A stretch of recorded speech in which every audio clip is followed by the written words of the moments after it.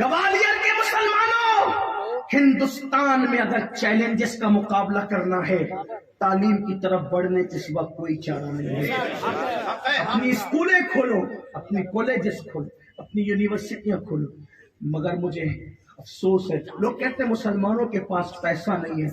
میں کہتا ہوں جتنا اللہ نے مسلمانوں کو دیا اتنا کسی کے پاس نہیں، اور دینے کا جذبہ جتنا مسلمانوں کے پاس ہے اتنا کسی کے پاس۔ لیکن تمہارے پیسے کہاں خرچہ ہو رہے؟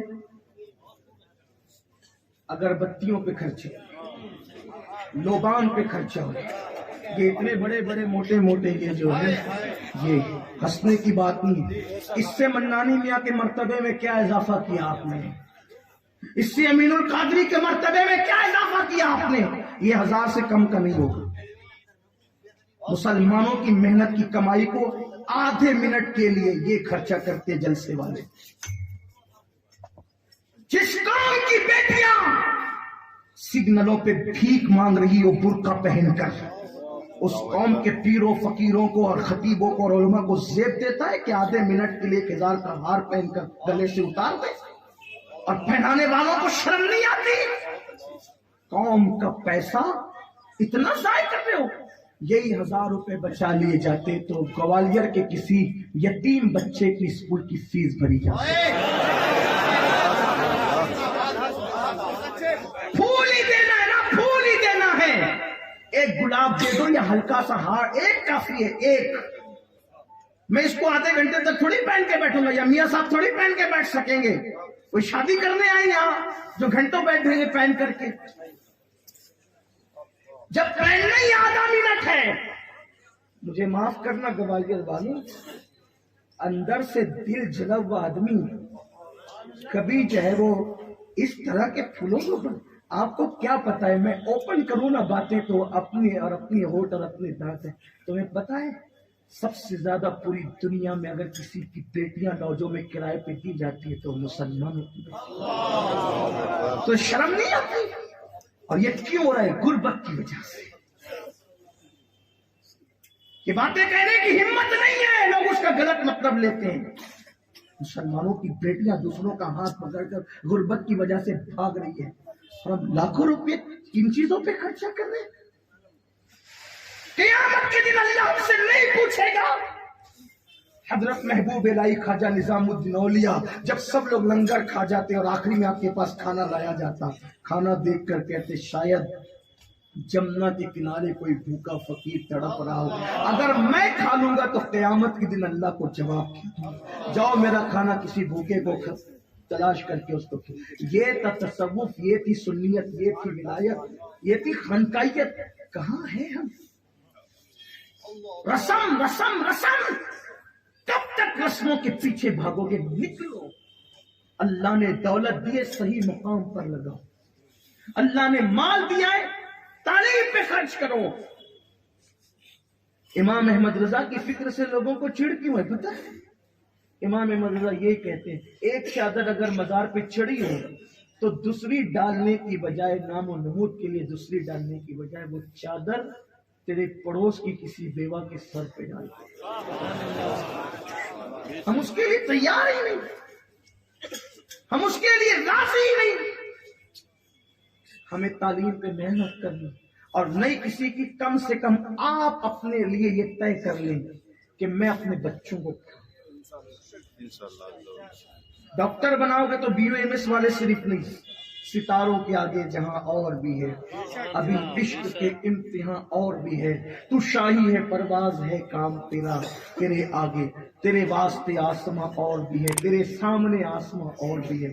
انجینئر اعلیٰ قسم کے، ڈاکٹر اعلیٰ قسم کے، ٹیچر پروفیسر اعلیٰ قسم کے، اس لیے کہ جتنا ٹیلنٹ اللہ نے مسلمانوں کو دیا ہے اتنا کسی کو نہیں دیا۔ آپ پوری تاریخ اٹھا کر کے پڑھیں، آپ دیکھیں اپنی تاریخ، اپنے ماضی کو آپ دیکھیں، بھولے ہوئے سبق کو یاد کریں۔ آپ موبائل پر گیم کھیلنے نہیں ہے میرے عزیز، تو यूट्यूब पर जना के मनाजिर देखने के लिए नहीं है, अपनी रातों को ज़ाय करने के लिए नहीं है। अल्लाह ने तुझे बहुत बड़े मकसद के लिए पैदा किया है मेरे भाई। आ अपने मकसद को पहचान, आ अपनी जिंदगी के एम को पहचान, आ अपनी जवानी के मकसद को पहचान, ताकि तुझे पता चले तुझे करना क्या है। तो बात में जो समेट कर रहा था वो तवील हो रही है। तो अर्ज किया, हजरत शमसुद्दीन अल्तमश जब नमाज जनाजा पढ़ाने के लिए आगे बढ़े तो किसी ने उनका बाजू पकड़ के कहा, शमसुद्दीन पीर की वसीयत भूल गया, बादशाह तो तुझे छोड़ देंगे। हमारे पीर ने कहा था, जिसकी तकबीर उला फौत न हुई वो नमाज पढ़ाए, जिसकी तहज्जुद फौत न हुई वो नमाज पढ़ाए, जिसने कभी नामहरम का चेहरा नहीं देखा वो नमाज पढ़ाए। तो बताओ ये चीजें तुम्हारे अंदर है? शमसुद्दीन रोते हुए अपने पीर के चेहरे से निकाब हटाकर कहते हैं, आपने तो पर्दा कर लिया और हमें बेपर्दा कर दिया। अगर आप बेपर्दा न करते तो ये राज कब्र के अंदर जाता। और फिर रोते हुए कहा, अल्हम्दुलिल्लाह ये सारी शर्तें मेरे अंदर मौजूद हैं। बादशाह इतना मुत्तकी होता था तब तक तुम बादशाह थे। आज थोड़ी सी दौलत आती है तो अय्याशी करते हो, बुराई करते हो, जराइम करते हो। याद रखना, जब भी कोई गुनाह करता है, जब भी कोई जुर्म करता है, बड़ी माजरत आपको हैरत हो, बहुत हैरत। अंबियाए किराम से सादिर होने वाली लग़्ज़िश पैगम्बराना को हम गुनाह और खता तो नहीं कहते, लेकिन इबरत के लिए तुम्हें बता दूं, ध्यान करो। दाऊद अलैहिस्सलाम, तवज्जो करो, दाऊद अलैहिस्सलाम जब अल्लाह का कलाम, अल्लाह की किताब पढ़ते थे ज़बूर, तो जंगल के दरिंदे सुनने खड़े हो जाते, उड़ते हुए परिंदे हवाओं में रुक जाते थे, उड़ते हुए परिंदे हवाओं में रुक जाते थे। एक दिन दाऊद ने अर्ज की, मौला वो आवाज में जो पहले तासीर थी ना, परिंदों का रुक जाना और जंगलों के जानवर का खड़ा हो जाना, अब वो चीज मेरी आवाज में नहीं है मौला। इरशाद हुआ, दाऊद तूने दो बंदों के फैसला करने के दरमियान लग़्ज़िश पैगम्बराना से काम किया। तवज्जो करें, नबी से होने वाले किसी काम के सुदूर को ना हम गुनाह कहते हैं, ना खता कहते हैं, लग़्ज़िश पैगम्बराना हम कह रहे हैं।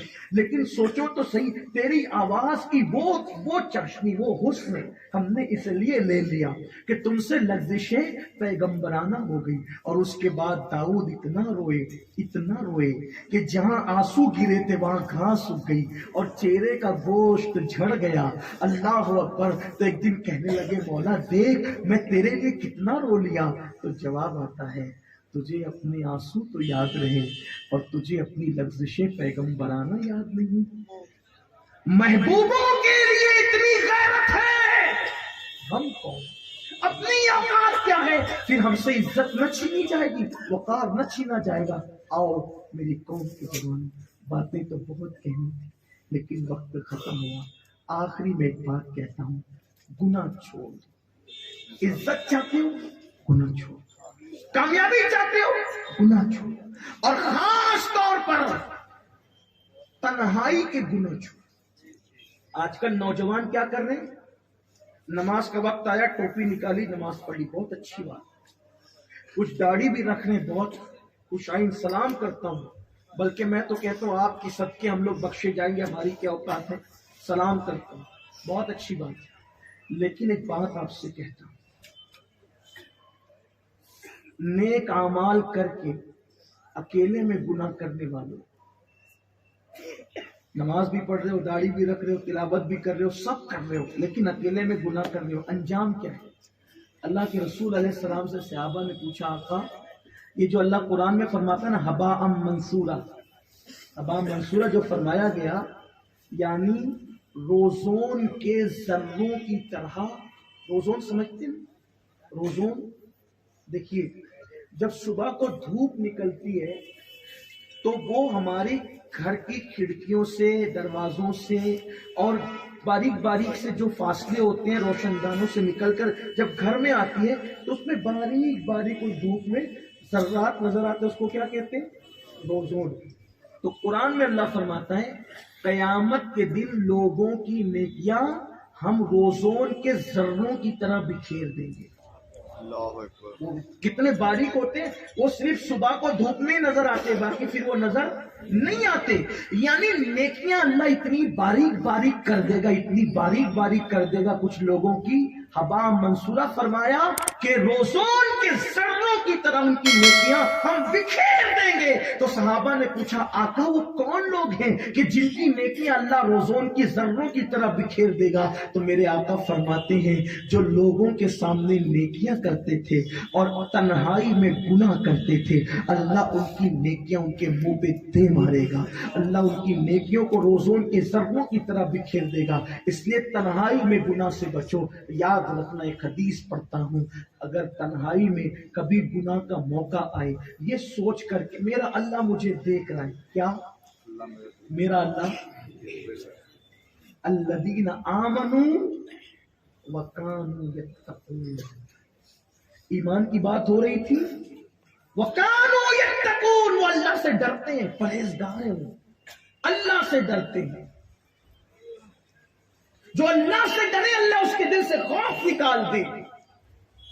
بس جب تنہائی میں وقت آ جائے گناہ کا, یہ سوچو کہ اللہ دیکھ رہا ہے, اور ایک گناہ چھوڑ دو. ایک گناہ بھی اگر چھوڑ دیا نا, یہ سوچ کے کہ اللہ دیکھ رہا ہے, کسی نیکی پہ اتنا ثواب نہیں ملتا. حج پر بھی وہ ثواب نہیں ہے جتنا گناہ یہ سوچ کر چھوڑنا کہ اللہ دیکھ رہا ہے. کیونکہ حج پر نیکی ملتی ہے اور گناہ چھوڑنے پر اللہ کی دوستی.